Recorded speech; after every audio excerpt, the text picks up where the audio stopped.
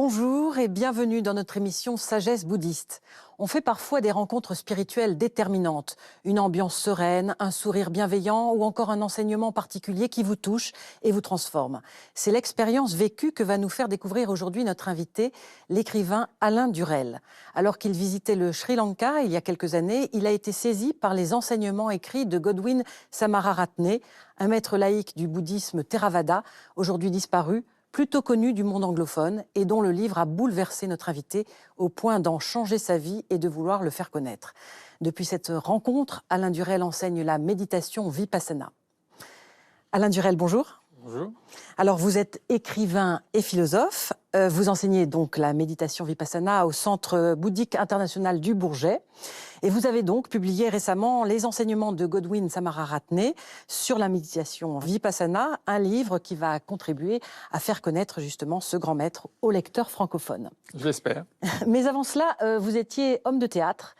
Et c'est à la suite d'une rencontre avec un ermite dans les années 80 que vous vous êtes mis en quête de sagesse et de vérité. Alors vous avez parcouru un peu le monde à la rencontre de plusieurs grandes traditions spirituelles, par exemple, je crois en Grèce, sur le mont Athos, près des orthodoxes, mais aussi auprès de Thich Nhat Hanh et de Tokuda Sensei. Mais, tout à fait. Donc un parcours varié, très riche, mais qu'est-ce qui vous a conduit au bouddhisme ? Écoutez, en fait, c'est tout à fait par hasard, lors d'un voyage touristique, que j'ai fait au Sri Lanka pour découvrir en fait la faune sauvage du Sri Lanka. Et donc je passais à Kandy et j'ai eu la chance de visiter le temple de la dent du Bouddha, qui est un des lieux saints du bouddhisme. Et là, j'ai rencontré un jeune moine tout à fait sympathique et anglophone, auquel j'ai posé en fait toutes les questions que j'avais sur le bouddhisme, car je connaissais très mal, pour ne pas dire pas du tout, en fait, la forme du bouddhisme ancien, du bouddhisme Theravada. Et ce jeune moine, en fait, a répondu à toutes mes questions, donc c'était absolument extraordinaire. Et il m'a conseillé de lire donc un texte d'un instructeur laïque sri-lankais, Godwin Samararatne. Et je me suis plongé dans la lecture de ce livre. Alors, c'était un livre en anglais qui s'appelle The Beautiful Way of Living, donc tout un programme. Et ça a effectivement été une véritable révélation. En fait. Alors, en quoi, justement, ces écrits de Godwin Samararatne vous ont-ils été une révélation ? Alors, comme vous l'avez dit, c'est vrai que j'ai eu un long parcours. J'ai traversé plusieurs traditions. En fait, j'ai médité pendant à peu près 40 ans, différents exercices spirituels, etc. Mais en fait, il me manquait quelque chose. Et ce quelque chose, eh bien, c'est la méditation Vipassana, précisément. Mais ça, je ne le savais pas. Et ce que j'ai découvert grâce au Theravada, c'est que ce que je pratiquais finalement depuis 40 ans, c'était ce que cette tradition appelle les jhanas. Ce sont des états mentaux de quiétude profonde, de ravissement, qui sont des expériences très belles, très enrichissantes. Mais en réalité, quand je sortais de ces états de quiétude, eh bien, j'étais un petit peu comme un sportif de haut niveau qui retrouve son habit civil au vestiaire. Moi, je retrouvais mon ego inchangé.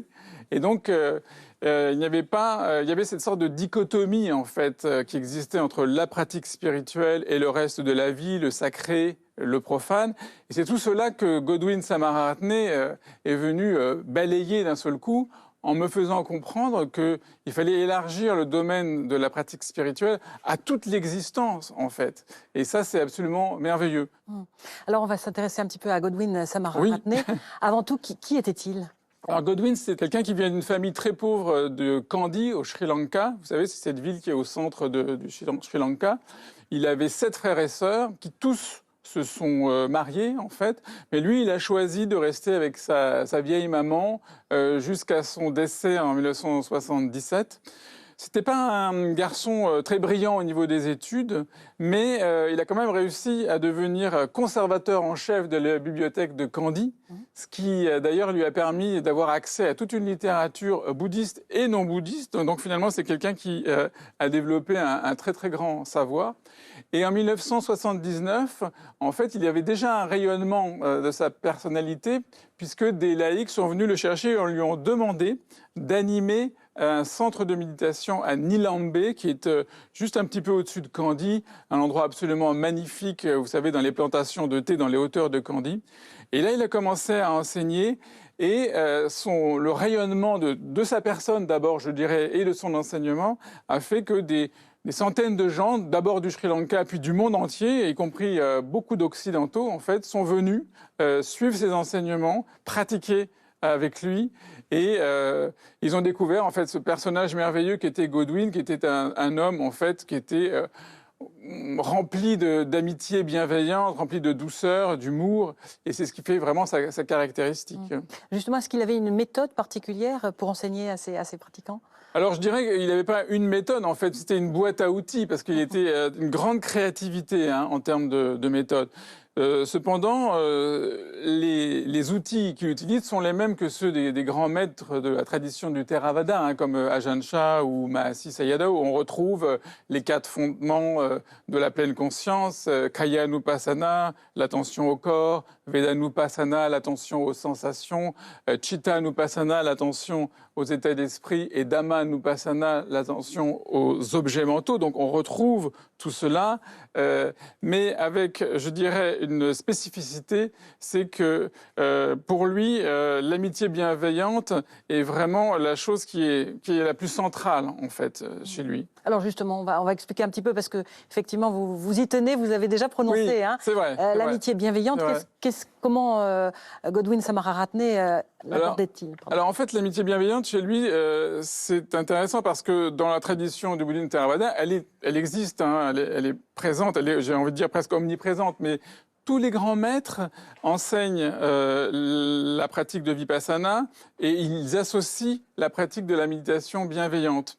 Alors, ce qui est original avec Godwin Samararatne, c'est que lui, il ne se contente pas, en fait, d'associer les deux méthodes, mais il va véritablement intégrer l'amitié bienveillante à Vipassana, de sorte qu'on peut dire que l'amitié bienveillante devient la clé même de Vipassana. C'est ça qui est extraordinaire chez lui. Mais à quoi s'applique justement l'amitié bienveillante? Alors, l'amitié bienveillante, comme vous le savez, elle s'applique d'abord à soi-même, puisqu'on ne peut pas aimer les autres si on ne s'aime pas soi-même. Donc, il y a cette pratique de l'amitié bienveillante sur soi-même, sur les autres. Il nous conseille, c'est toujours, j'aime beaucoup cette expression, de devenir notre meilleur ami. Mais ce qui va être original chez Godwin, c'est qu'il va appliquer l'amitié bienveillante à nos émotions négatives. Alors, ces émotions négatives, Godwin Samararatne en fait aussi un point central de son enseignement. Absolument. Pourquoi insiste-t-il sur ces émotions négatives? Alors, parce qu'en fait, les émotions négatives, au fond, ce sont celles qui nous apprennent le plus sur nous-mêmes.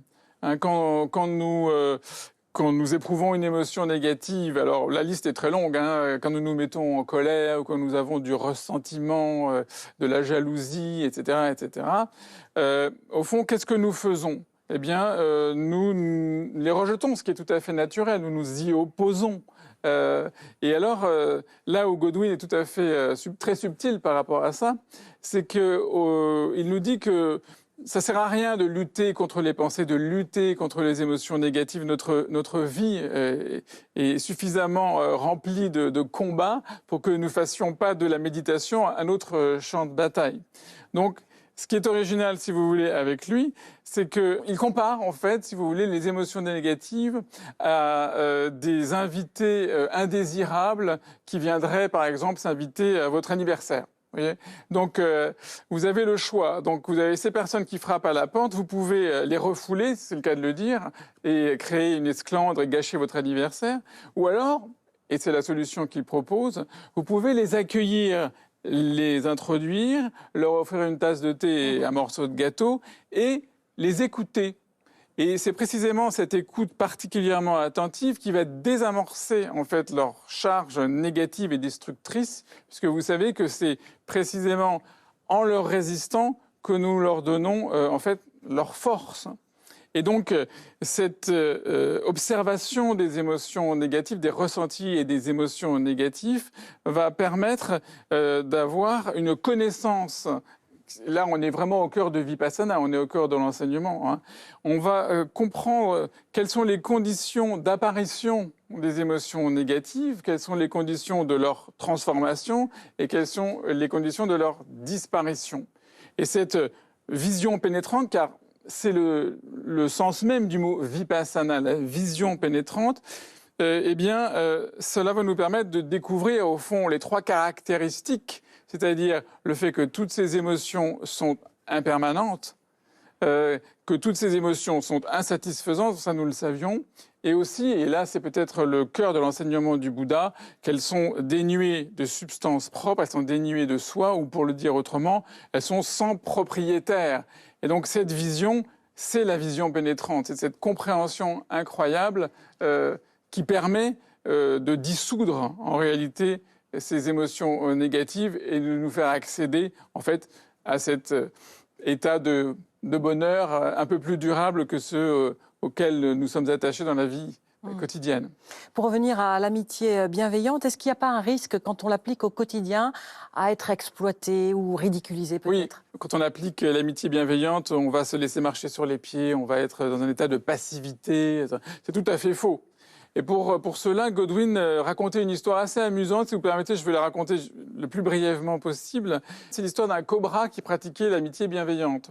Alors le cobra dans la jungle était là, que tous les êtres soient heureux, que tous les êtres soient en paix, que tous les êtres soient heureux. Et il y avait une petite dame à moitié aveugle qui vivait à l'orée de la jungle, qui venait ramasser du bois de chauffage. Alors elle vient, elle ramasse son bois de chauffage et elle voit le cobra et comme elle est presque aveugle, elle le prend pour une corde et elle s'en sert pour empaqueter le bois de chauffage, mais notre cobra, en fait, qui pratique l'amitié bienveillante, continue à dire que tous les êtres soient heureux. Donc, il se laisse complètement envelopper comme une vulgaire corde. La grand-mère amène le bois chez elle et puis le serpent profite d'un moment d'inattention pour s'échapper dans la forêt. Alors il est très mécontent, il a mal partout, il va voir son maître de méditation et lui dit « Écoutez, maître, vous m'avez enseigné la méditation de l'amitié bienveillante et voilà ce qui m'est arrivé. » Et alors le maître lui dit « Mais tu n'as pas pratiqué la méditation de l'amitié bienveillante, tu as pratiqué la méditation de l'amitié bienveillante stupide, car tu aurais dû savoir une chose, c'est qu'il fallait siffler. Si tu avais sifflé, la vieille dame qui n'y voyait pas aurait reconnu que tu étais un serpent et elle ne t'aurait pas... Voilà. Alors, c'est quoi la morale de cette histoire ? Elle tient tout entière finalement dans une parole du Bouddha qui dit « se protéger soi-même, c'est protéger les autres et protéger les autres, c'est se protéger soi-même. » Voilà, donc l'amitié bienveillante, c'est pas se laisser marcher sur les pieds, loin de là, c'est chercher le bien de l'autre, son propre bien et le bien des deux, en fait. Juste une dernière question pour finir. La postérité de Godwin Samararatne, Oui. Quelle est-elle ? Alors Godwin, en fait, il a lui-même été un laïc. C'est très important de le souligner, ça. Et il a eu énormément de disciples dans le monde entier. Alors malheureusement pas tellement en France parce qu'il était anglophone et c'est dans le monde anglophone. Mais il a eu aussi des disciples qui sont devenus des moines. Donc ça c'est très intéressant. Et on peut citer Bhante Dhammika par exemple ou un autre moine qui s'appelle Ananda Jyoti qui vit maintenant dans le sud de la Thaïlande, qui est un des grands spécialistes du canon Pali. Donc Godwin a une grande postérité et j'espère qu'elle continuera à s'accroître, y compris dans le monde francophone. Merci beaucoup Alain Durel d'avoir été notre invité aujourd'hui. C'est moi qui vous remercie. Avant de nous quitter, voici quelques suggestions de livres en rapport avec le thème de l'émission. Tout d'abord, Vipassana, la méditation selon Godwin Samararatne, de notre invité Alain Durel, édition Le Relier. Ce livre nous fait donc découvrir la personnalité très attachante du maître sri-lankais, ainsi que la simplicité et l'authenticité de son enseignement basé sur l'amitié bienveillante, accessible à tous et très engageant. Et puis la naissance du bouddhisme chez Borealia Film. Il s'agit d'un documentaire fiction de Christophe Boula et Pascal Zabu, tourné en Inde et au Népal, qui raconte les premiers moments du bouddhisme dans une époque où tout était à construire. Ce livret illustré est accompagné du film documentaire sur une clé USB. Voilà, l'émission touche à sa fin. Merci de l'avoir suivie. Vous pouvez la revoir durant un mois sur France TV. Très heureux dimanche à tous et bonne semaine. Merci.